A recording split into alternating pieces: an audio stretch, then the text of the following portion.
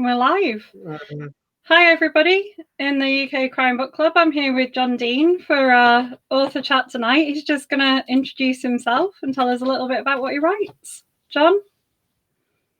Hi, good evening. Yeah, my name is John Dean. Obviously, I'm a crime writer, 19 titles to my name, published by the Book Folks, and I'm the creator of the John Blizzard and Jack Harris series. And welcome from Southwest Scotland. I'm sitting in our house on a hillside in Southwest Scotland, Dumfries and Galloway. So nice to connect with you. Lovely. I've got a few questions for you. Excellent. I will start with one from Will Templeton, who's one of our admins.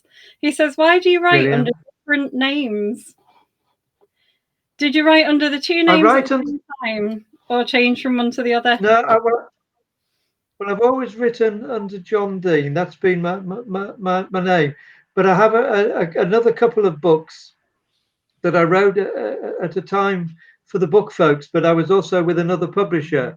So to avoid confusion, I wrote a couple under a pseudonym, but only two. I wrote as John Stanley, but I write as John Dean most of the time because I want all those people who remember me as that little fella at school to see that actually he kind of made something of him. So I like to write with my own name. Fair enough. He also wondered if now you're living in Scotland, you'd set a new series with a DCI based up there. I have thought about it. Certainly, it's true that a lot of the landscape we you can't see here, but we live, say, on a hillside, and if I look out of the window, there's copses and rolling hills and fields and hedgerows and all sorts. And a lot of that landscape is finding its way into the stuff I write based in the North Pennines because it's very similar. I have thought about a Scottish one, but as yet I haven't taken the plunge. Might be a bit too close to home. Valerie Keogh, one of our author members, says she doesn't know your work, John. So where would be a good place for her to start getting to know what you write? Yeah, basically the stuff that it's published under my name. It's published by the Book Folks. It's published through Amazon in paperback and ebook, and also quite a lot of them are an audio book. I mean, I know, people have mixed opinions about the likes of Amazon, but it's certainly breathed new life into a lot of the book trade, and it's where most of my sales come from, really. So that's the place to look. What would be the first? And Kindles are cheap. What would be the first book? What's the titles of the first books in your series? I think is what she's asking. The first book, published by the Book Folks. The first one of the Blizzard series was The Long Dead, and the Jack Harris series, which is set in the North Pennines, is called Dead Hill. And although I think all writers who write crime series, any series of any genre, will tell you that although the book tells a story and the characters grow and develop and have children and get married and divorced or whatever, each book is a standalone. So if you read only one and never read another one, at least, which I hope you don't, obviously, you can understand the story. It's not like you have to read books 1 to 3 to understand book 4. But certainly those that have worked their way through the series do comment quite a bit on the way the characters change.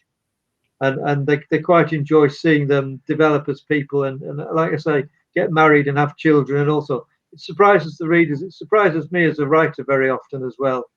Your characters do things that you don't expect. I read one of the Jack Harris series. Obviously drawn to it because it's set in the North Pennines, and I'm based in Yorkshire. Indeed, yes. I wondered why you chose to make it a fictional town, and I know we've got other questions like that. Why choose a fictional place? Yeah, I saw this on Facebook when the questions came in, and I was thinking about. I think the reason it's kind of quite a long-winded answer, but I'll try and make it sort of fairly short.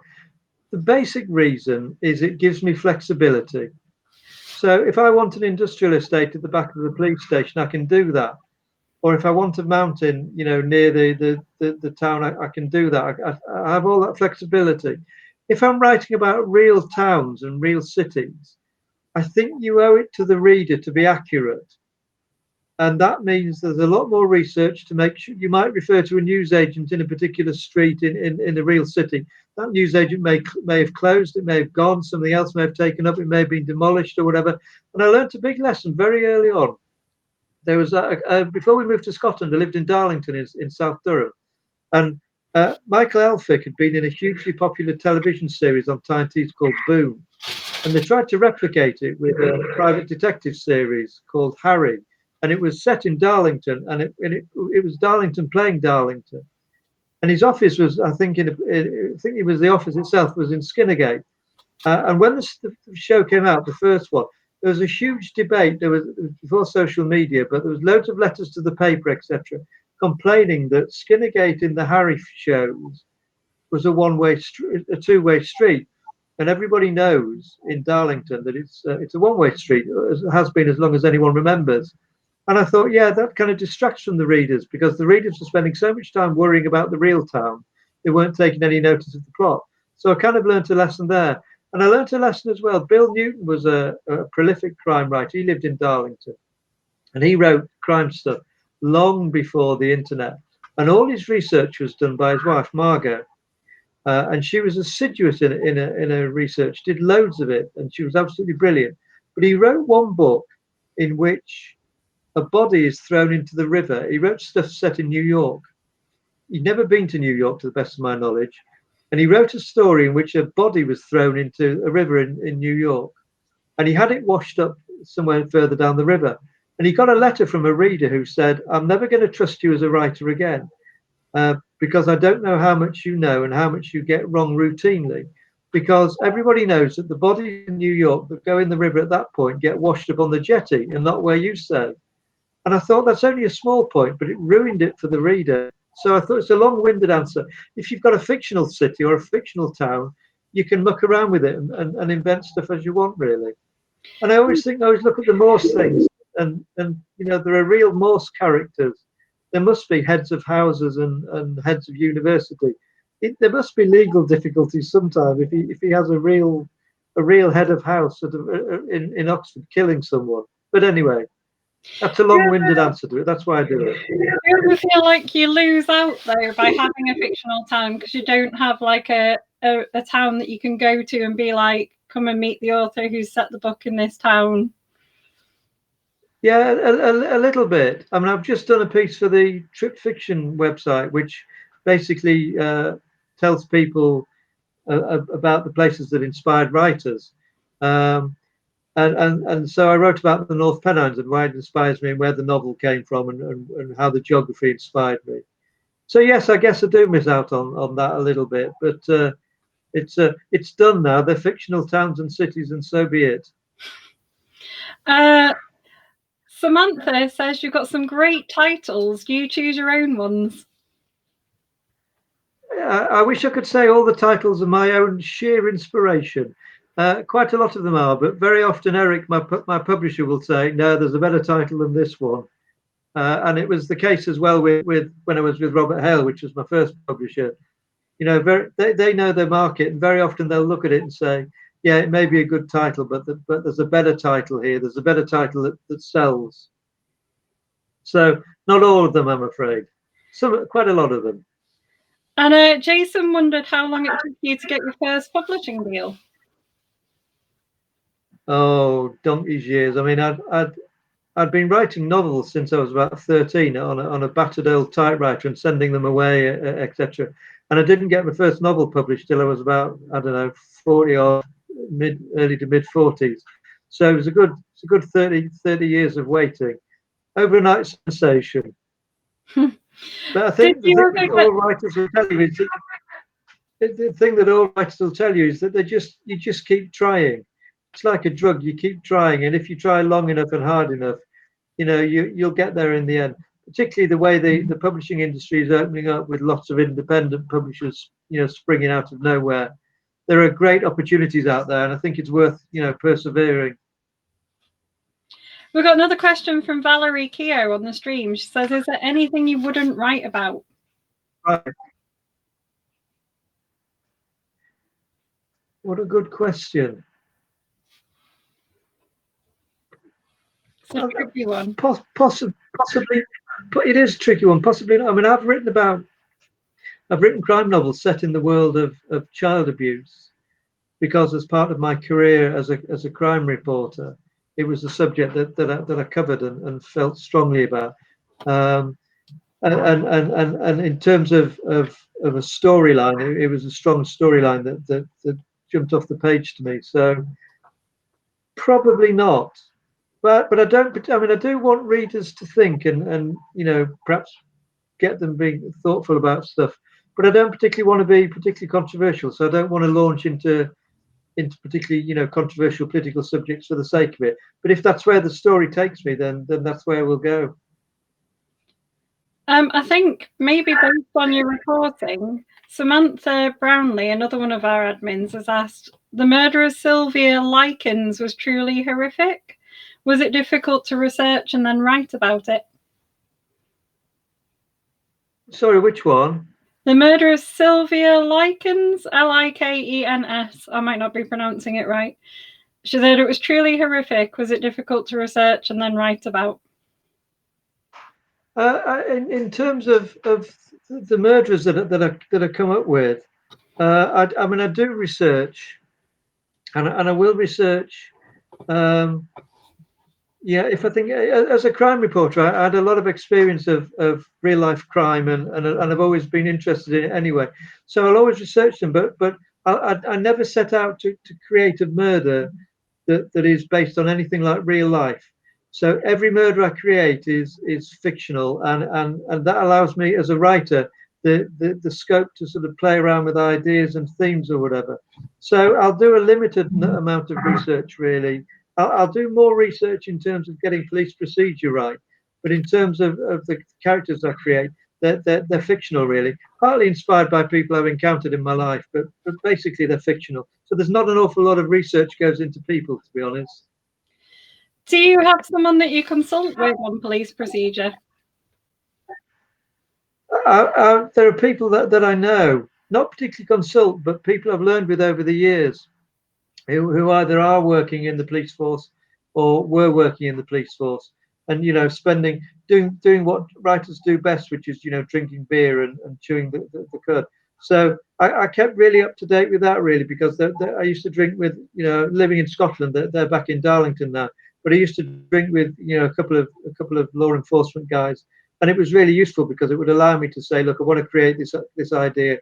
Would this happen? Does that sound realistic? I think it's important that you keep it realistic, but I think also you need to have a little bit of, you have to have license, really. You have to be able to have artistic license and create stories rather than accurate procedure all the time.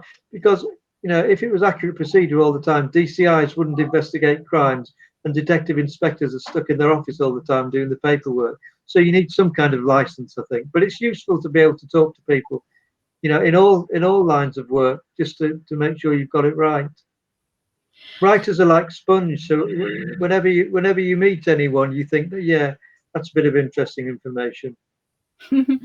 Sarah Mackenzie wonders if you ever incorporate people you know into your characters.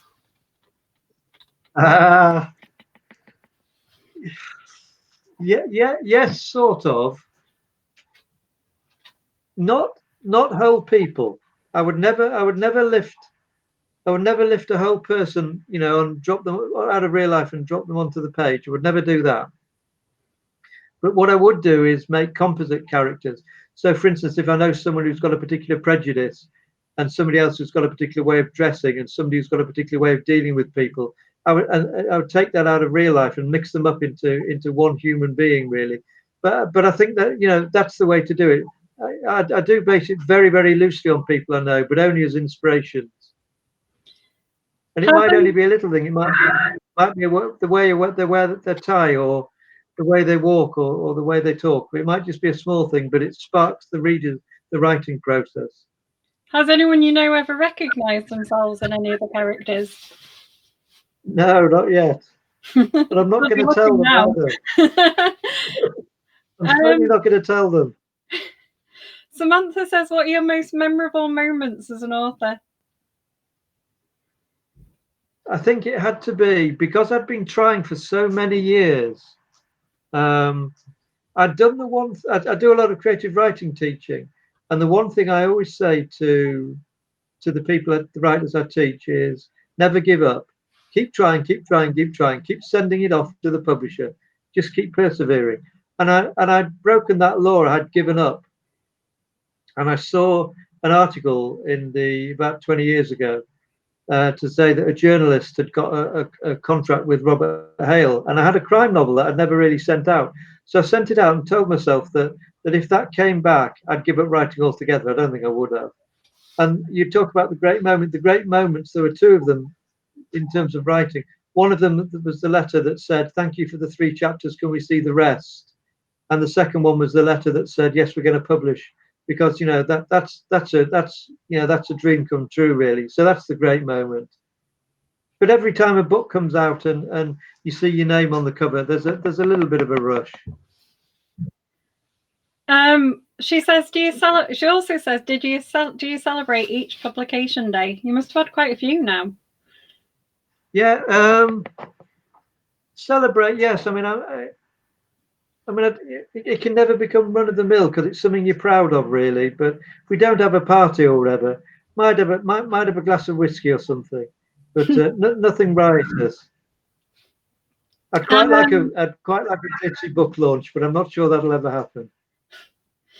One of our members, Kath Middleton, said, she's also one of our admins as well, said, what drew you to crime writing?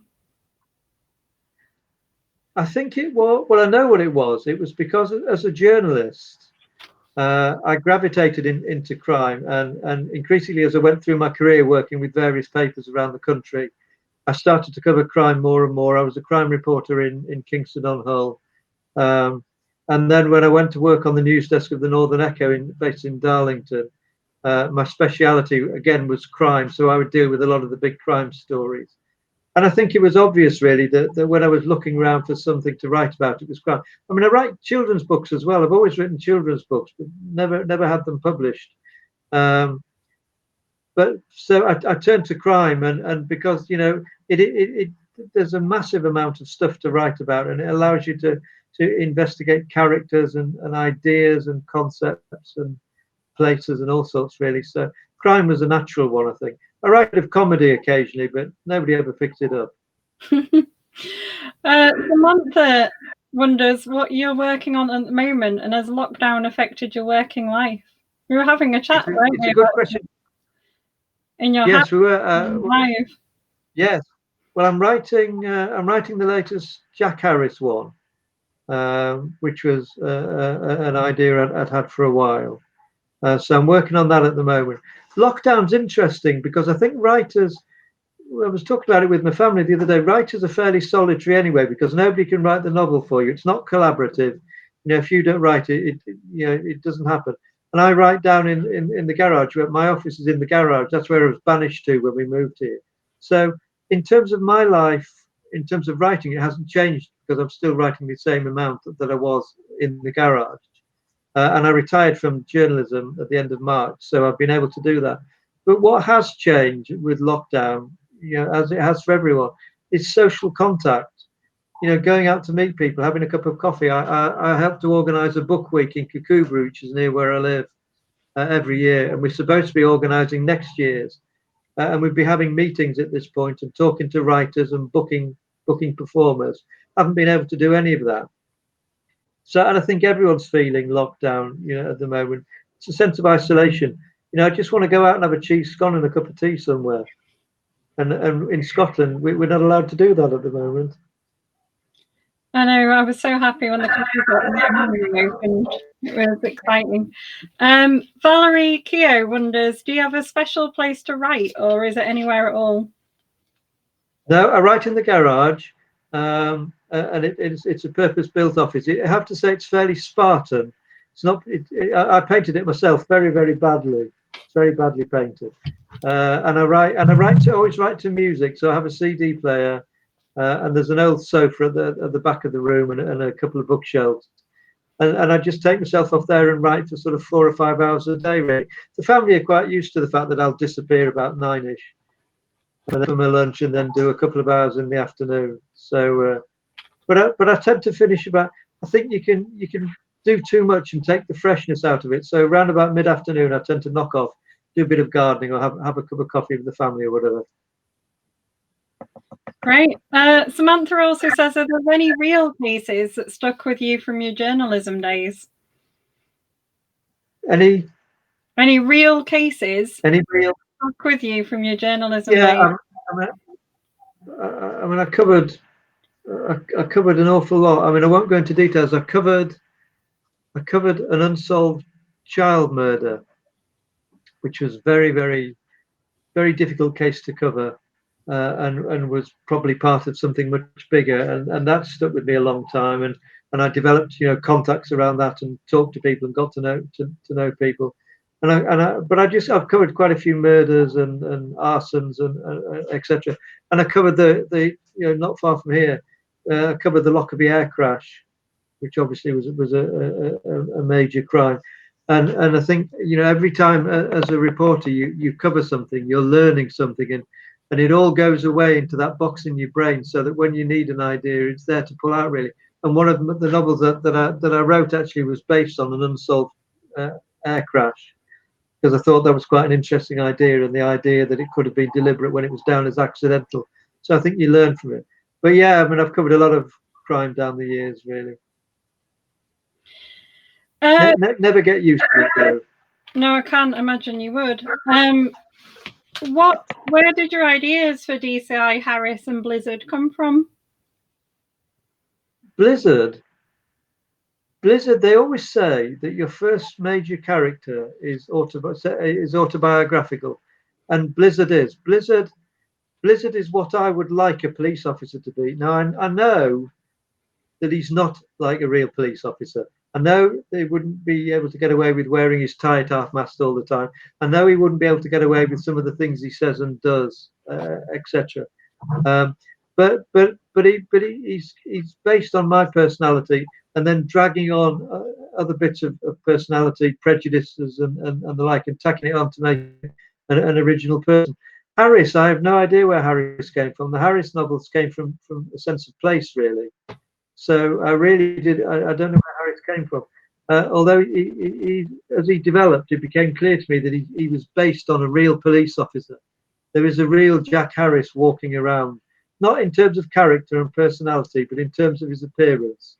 And when I write him, I always think of this copper that I once knew, but I won't name him. Just in case he's in the group. Samantha says, how long have you taught for, and what resources would you recommend to help beginners? I've taught for about 15 to 20 years, taught creative writing. And in terms of beginners, I really just think you need to come with an open mind. I do understand, and I've seen it with students down the years, that creative writing courses can be terrifying. And I understand that, because writing is deeply personal. It's something that you're dragging out of the depths of your own soul and your own mind.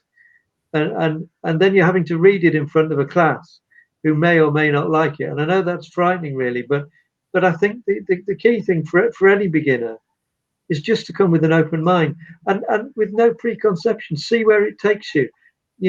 I'm fascinated by ideas. So take a spark of an idea and just follow it. See where it takes you, really. By all means, do your planning, but just be prepared to try stuff out, really. And I do that, and that's when you know a novel's really working, when things are happening and you never planned them. And that's, I think, when writing really comes to life. So if you are going to classes, a pencil and a piece of paper, that'll do it. Do you teach people to write crime, or are you kind of multi-genre teaching? I do general fiction, and I'll do segments on all sorts, fantasy and historical, etc.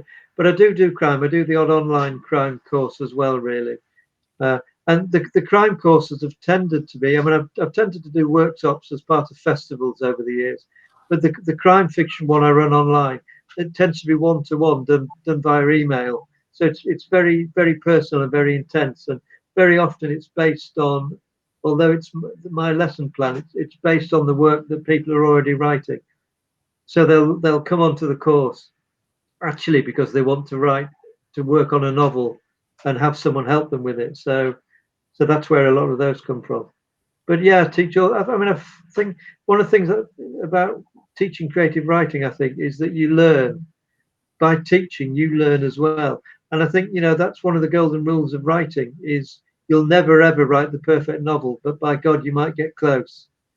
So I think you have to keep trying all the time and keep learning. I think that's absolutely vital. One of our members, Kath, said, "Do you read a great deal yourself in this genre, like crime or other genres?" I tend to read a bit of crime. Not, I have to say, a massive amount of crime, but I read an awful lot. I read a lot of non-fiction stuff, and really sort of general. I do read novels, but mainly non-fiction. I've just read a couple of crime novels. I've just finished one by Peter May and one by Bud Craig, who's a good friend of mine and is another of the Book Folks writers. And he's just had a novel published, which I've just read, Making a Killing. Well recommended on Amazon. But no, I just read it, whatever takes my interest. It takes me ages to read a book. I've also just read an autobiography. I worked as a journalist in Darlington, and Mike Amos, who's a brilliant journalist who worked down there, he's just produced his autobiography called Unconsidered Trifles. So that's I've read that as well, and that was an absolute delight. What are you reading at the moment? I'm reading, and I don't know why I'm reading it. Leave My Heart at Wounded Knee. And I hope you're not going to ask me who wrote it because I can't remember. It's a history of the Native American Indian. Yeah, Bury And My it was on Heart. our bookcase. It's a really good book, Oh, isn't yeah, it? it is. Yeah, I've only just started it. But it was on the bookcase and I'd walked past it for years and I thought, yeah, I've finished all the books. I want to read that one. Yeah, it looks like it's going to be a fairly difficult read, fairly tragic story to tell. But, I'm enjoying it at the moment. Another question we got on the before we went live is: are you a plotter? These questions are brilliant. I do thank people. Yeah, they said, are you a plotter or a pantser or a bit of both? A what? A plotter, do you know what those are? A plotter or a Oh, pantser? Do you plot out in advance or do you make it up as you go? no. What I do tend I tend to plan, but only a little bit. I tend to do very broad brush planning. I very rarely, in fact, no, I think it's only ever happened once. Uh, I've not known when I've started to write a novel who the villain is, who the murderer is. So I've always plotted a little bit, but then just let the story take over. And I think that's the best way to do it. But I do plan quite a bit in advance because otherwise you can write yourself into corners. The Harris one I'm writing at the moment, there are developments I haven't expected to happen, and I've written myself into a corner. So now I'm having to plan my way out of it really. But I don't think you can plan too much because writing is very organic. Stories are organic, and I think you have to let them take their own course really. Samantha asks on the screen, have you ever found anything that surprised you when conducting your research? Not that I can think of, but certainly what does happen, it might not. I guess what happens is you do research, you hear you have an idea for a story or a character, and the surprises come in the writing process.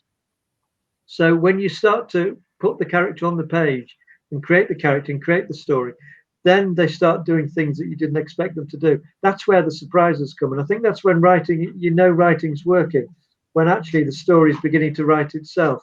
So in terms of surprises, that's where they are. Do you, because you've got quite a long running series, do you have to keep notes about what's happened to Harris and Blizzard in the previous book? You know, it's a really good question, and I should do, and I don't, and I do occasionally get tripped up. There was one book very early on where I referred to someone's wife and she's girlfriend. So I kind of go back and double check to make sure I get it right. And a couple of the books were published out of order. So Harris had two dogs in one and one in the other one, and they were the other way around. So, and readers do pick up on those kind of things really, which is quite gratifying because it, shows that they care about what you're writing. So perhaps I should do more planning. Yes. We had a couple of questions from Samantha on the stream and one from Lucy about whether you consider writing in different genres. I've written some children's fiction over the years. I really love writing children's fiction, but the children's fiction industry didn't like me writing children's fiction, so that never went anywhere. And I do try the odd bit of comedy, but just for a bit of fun, really. I'm a member of a writing group in Darlington, and because of lockdown, they normally have physical meetings in Darlington, which I wouldn't attend, obviously, because I'm in Scotland. But they're doing online at the moment. They're speaking between themselves. So it's interesting to sort of write with them and be challenged to do different exercises and write different type of genres. And at least one of the exercises that was set inspired me for an idea for a novel. So I think it's worth trying different things, different genres, see where they take you. Would you ever write a crime novel that was from a different point of view than a police officer? I think I would. I've never felt particularly inspired to do it yet. I've always liked writing it from the viewpoint of the police officers, and I think that's because of my background as a crime reporter. Although I did know villains and murderers and arsonists and all that kind of stuff, the people I had the day-to-day contact with and the in-depth contact and would go drinking with were the police officers. So and I guess as well that's where my sympathies lie. I want the good guys to win. So I do try in my novels to write little sections from the viewpoint of other people, but no, I think I like to stick to police at the moment. We've got a question on the screen that says, do you read reviews? Yeah, I do read my reviews. It can be with Amazon, obviously people can write reviews, and you have to be fairly thick-skinned sometimes. It's I always say that when I get a review that's 5-star that says it's a brilliant book, it's written by somebody who's deeply perceptive and very, very wise. And if I get no stars, then obviously I don't say anything about it. The worst review I ever got was, if this book was free, I wouldn't buy it. So you have to have quite a thick skin. But I do read, but I do read my reviews if they're abusive, and thankfully I don't get many, but I know some writers do. Then I just ignore them. But if it's a review that makes a really good point, like occasionally you'll get a reader that will say, this writer keeps doing this kind of thing with his writing, and it really irritates the hell out of me. And when you look at it and think, they're right, I'd be irritated as well if I'd read that. So I think you can learn from reviews. But there's a danger you spend all your time reading the ratings and reviews and driving yourself mad, really. So you have to take it with a pinch of salt.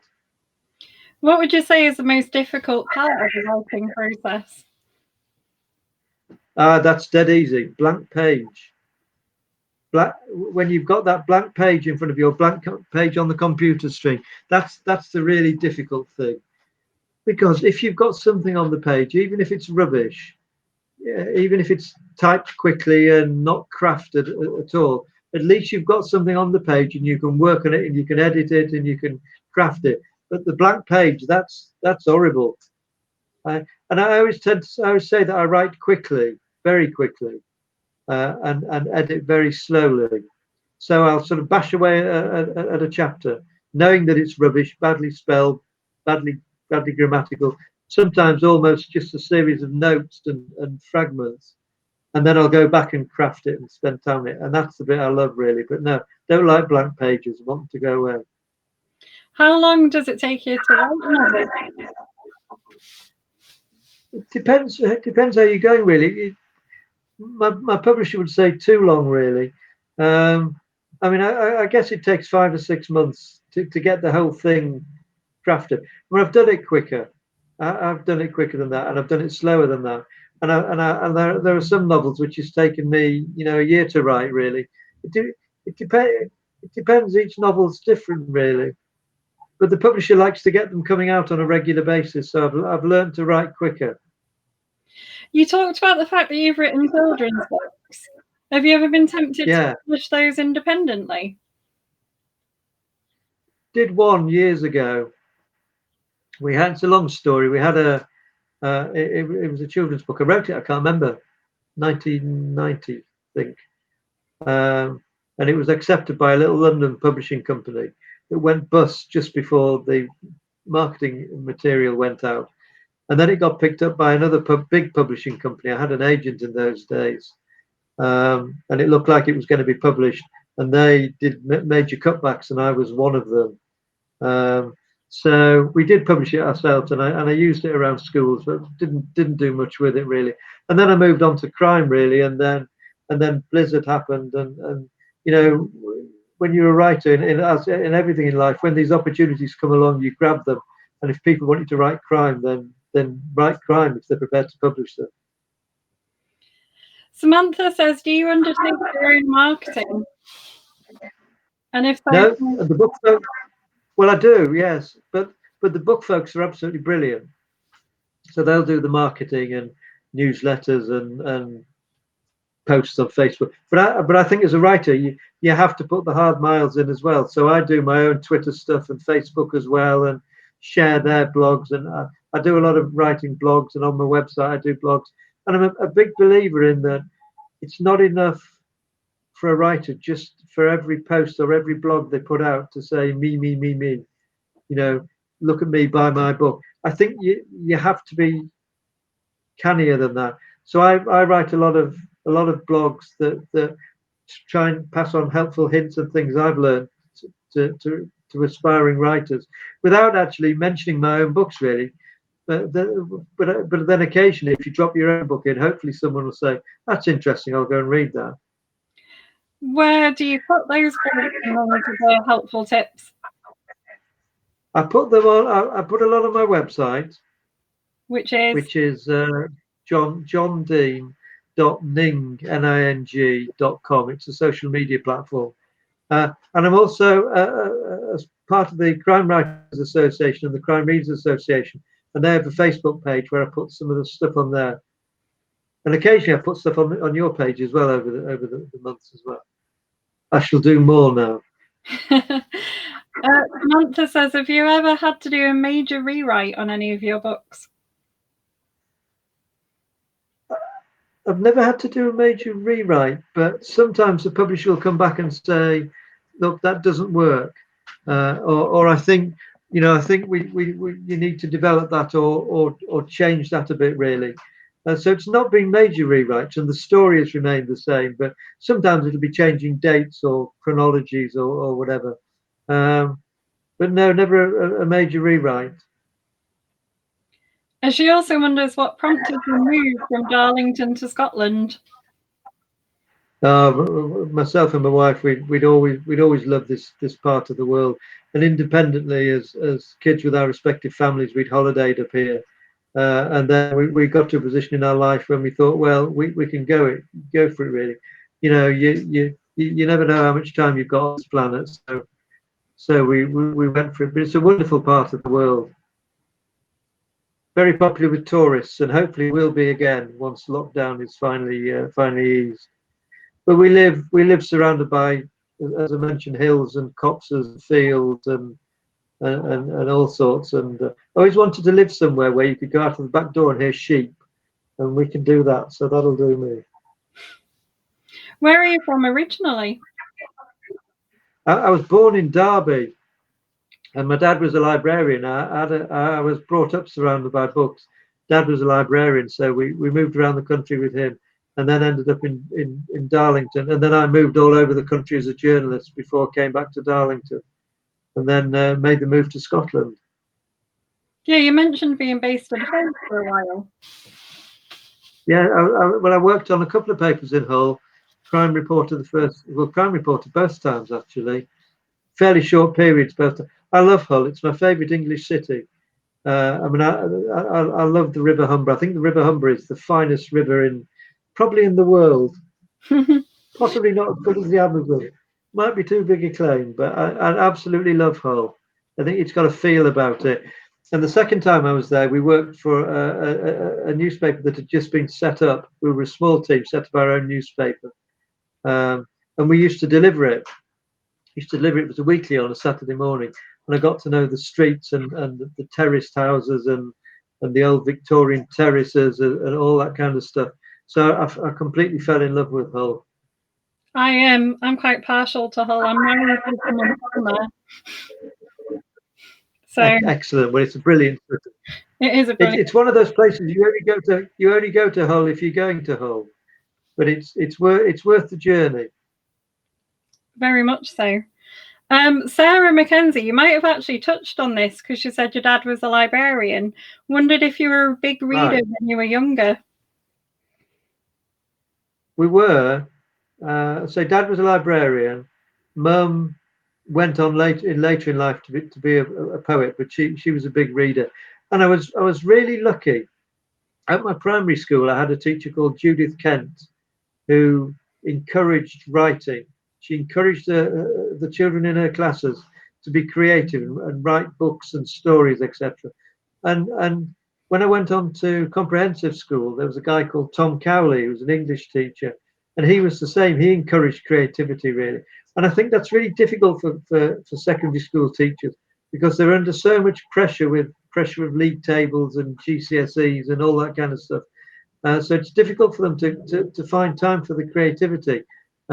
But Tom was brilliant, and so by the time I left school, I knew how to be creative, and I knew that it was the thing I wanted to do, really. But yeah, I've always been surrounded by books. The house we've got here, absolutely packed with books. There's hundreds and hundreds of them. That's because we can't throw any out. Yeah. Jim Napier says he's an author member in the group. He says he reviewed The Secrets Man in 2018 and enjoyed it very much. Bless him. The Secrets Man. The Secrets Man was an interesting one because we've touched on the idea of where ideas came from, and the idea came from. It's the only book I've ever had to ask my family if I can write, because it came from the illness of my father. He's dead now, but 2 years before he died, he had a massive illness, absolutely huge illness. He was in a coma for the best part of 3 months. And when he wasn't in a coma, he was hallucinating, absolutely appallingly. But when it became clear that he was going to live, I started for the first time to relax and look round. This is after a few weeks. Look round the room that he was. He was in a side ward, and he was in a dementia ward. And each person, they're all guys in the beds, were in a world of their own. So one was talking to a wife who wasn't there. One was directing trains that weren't there. And I got fascinated by the idea of setting a novel in the world of dementia where nobody was necessarily telling the truth and nobody was necessarily lying. So that's where The Secrets Man came from. So it was a very difficult novel to write. But the idea that I came up with was, what if you had an elderly retired villain who had a urinary infection, who was starting to gibber. To anyone who's had a urinary infection or had a relative with a urinary infection will see that they talk complete cobblers. But what if he was talking and talking and talking, and everyone assumed that he was talking rubbish? But he was actually the secrets man, who used to be the man who held the secrets for one of the crime gangs in the city. And what if what he was actually doing in his madness was telling all the secrets? And what if in the bed next to him was a retired copper who knew who he was and knew what he was hearing? And I thought, that'll do as a plot. So I said to the family, it is inspired by Dad. Can I write it? And they said, well, we know what you like, so just go and do it. So I'm glad he enjoyed The Secrets Man. It sounds like fascinating. And thank you for the review. It was an interesting. It felt like a different idea. I think that it's a real challenge when you write crime novels to come up with an idea that's original, because everyone's done everything, and it felt a little bit different. We've got a few more questions. He says he's responded to you. He says yes, ingenious. So I think he really did like it. Kath Middleton said, thank you. She says, would you write books even if you couldn't sell them? Is it an end in itself? That's a really good question. That's a really good question. I should add that Kath is also an author, so she's probably interested. Right. Yeah, it is a good question. I would probably write, but the proviso would be when I do a lot of teaching, very often I write I set exercises for classes, and people write stuff, and then when it comes to reading it out, don't want to read it out because they're frightened or nervous. And I get all that, I understand all that, but I've always taken the view that if you write something, somebody somewhere should read it, regardless of whether they like it or dislike it. Somebody somewhere should have the opportunity to read it and see what it is. Whether I would keep writing if I didn't think I could sell books, I don't know. Probably yes. Well, you write your children's books and don't sell them, so yeah. There's a question I always ask at author chats, which is, would you ever produce a graphic novel version of your books? Don't think so. But I'm aware that I do know one or two writers I've encountered over the years who write their stories as graphic novels, and my son Michael as well is quite into the films that are based on graphic novels. I quite like the words to tell the story really, but I do understand it's very popular. And if a graphic novel out there wants to do something with ours, then you know where we are. Samantha says, is there any books that have stuck with you that were written by other authors? So anything you'd really heartily recommend? By other authors? Mm-hmm. Yeah. I mean, I've mentioned Bud Craig. There's a writer. There's a writer lives near us in Dumfries and Galloway called Ian Patrick. And if you haven't read Ian Patrick, find him on Amazon or Google him, because he's written 2 or 3 books, one of which is called Rubicon, and it's set in the world of an undercover police officer, and they're absolutely brilliant. In fact, it's no secret that the BBC, I think it's the BBC, has optioned one of them. They're absolutely brilliant reads, and Rubicon's an absolutely super read. So Rubicon. So I definitely recommend that. Great. Someone who's coming up on the screen is a Facebook user, so I don't know who that is. Sorry. He says, "Do you have any hobbies?" Gardening.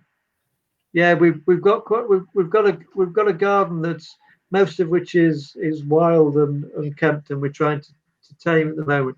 So I find it quite relaxing. I love growing vegetables, fruit and vegetables, etc.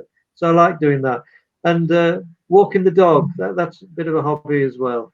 You have quite a lot of animals, but don't no, you? mainly, yeah, we've got hens, and we're looking at getting some ducks when we can get the pond dug.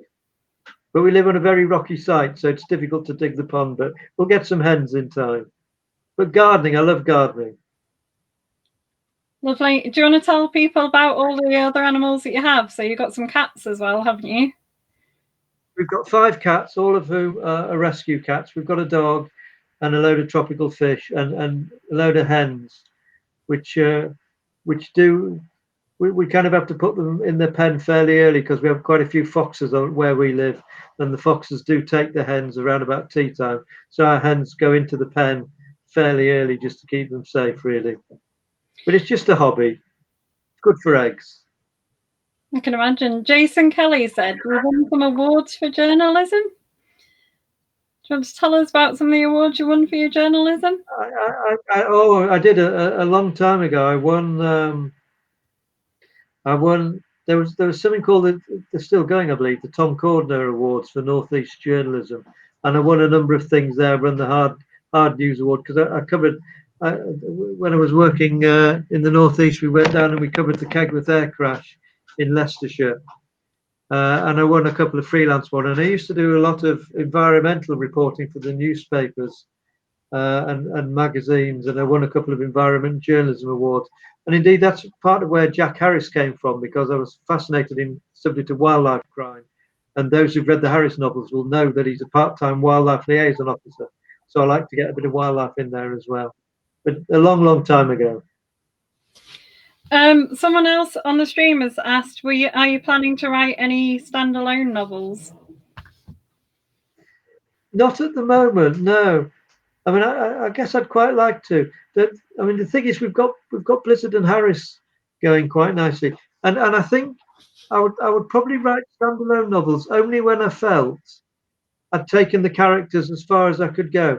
If I felt that I was writing, oh God, another Blizzard novel, the same as the last one, and Blizzard hadn't changed and nothing had changed in the life of the characters and there was no character development left, then I think it would be the time to end Blizzard. Same with Harris. But at the moment, I just feel there's so much to explore of them as human beings and so many stories that I still want to tell using them as characters, really. I may do it one day. I've got the sneaking suspicion it would end up as a series there. I think that happens a lot, doesn't it? Especially if your readers enjoy it.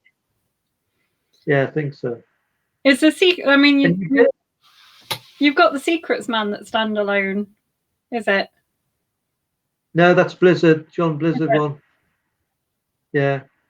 Yeah, so yeah. I mean, I'd never really. It's because there's so much to do still with the characters I've got. I think there may come a time when I go for a standalone one, but I guess the publishers will tell you as well that the readers don't always say, yeah, I'll buy a John Dean or a Martin Edwards or a Peter James or whatever. That happens sometimes, but very often they'll go for characters. So they'll say, "Oh, the new Harris is out, or the new Blizzard's out." So they get into the characters really. So, but I feel there's stuff I can do with both of them, and I'll stick with them for the moment. I think we're drawing through to our hour, but we've got another question that's come in for you that says, if any of your books got adapted for the small screen, who would you like to see play your characters? Do you know, I got asked this the other day by my son. I can't think of anyone. I would quite have liked Ken Stott, but Ken Stott played Rebus, and I'm not sure how Ken Stott is now. So I don't know. I haven't seen any actor that I particularly thought would do it, but I'm not bothered if it gets picked up for television. They can get anyone to play it. I don't care. Would you want to be involved? That would be the dream. Probably, I think I'd just let them get on with it, really. I mean, I think, I mean, if you look at Morse is a good example. The Morse characters, Morse and Lewis, in the books, it's different. Lewis is the older one, Morse is the younger one. And obviously in the brilliant television series, best crime series ever made, Morse, it's different. They've flipped it over. So, I mean, I don't know quite what Colin Dexter thought about that, but I guess he just thought, well, let them make their own television series. Must make it difficult. I mean, the guy who's writing Game of Thrones, the films are different than the books because he's still writing the books. So it must be difficult to when you're writing them to ignore the television series. But it'd be a nice problem to have. I'd like that problem, please. Someone else has asked, would you ever write a novel that has a female in the lead role? And I've been thinking about this. I'm very, very bad.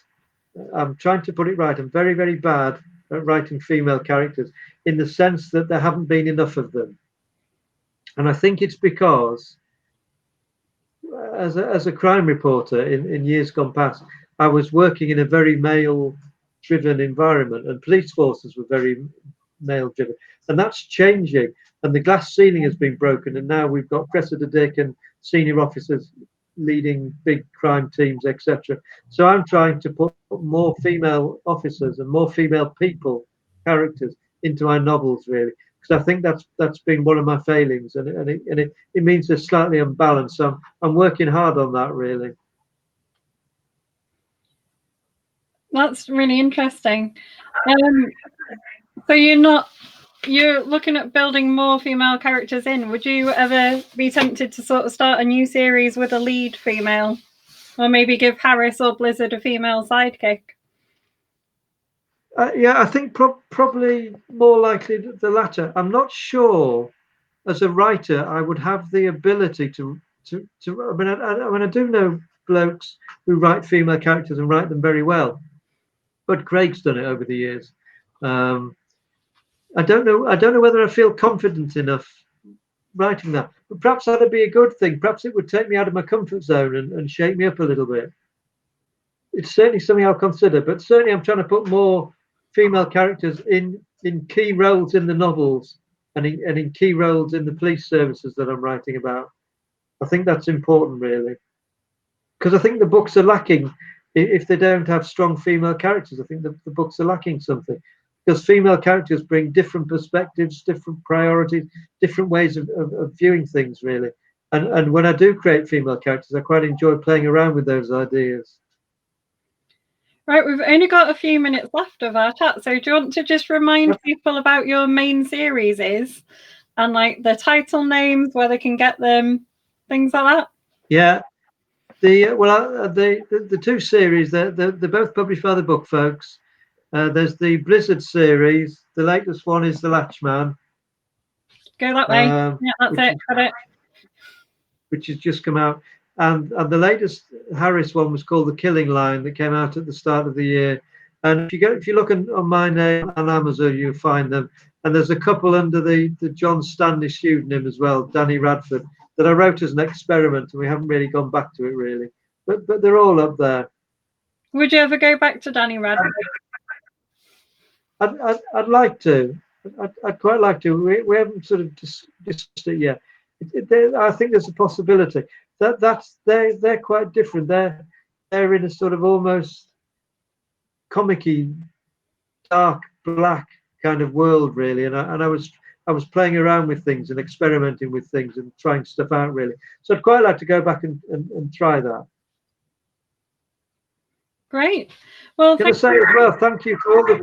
Can I say thank you to all the people who've sent the questions in? They've been brilliant. Yeah, you've had quite a lot of questions as well. So yeah, thank you very much for everyone who took part. And thank you for thanks for coming and spending your time with us. Excellent. Have a good weekend.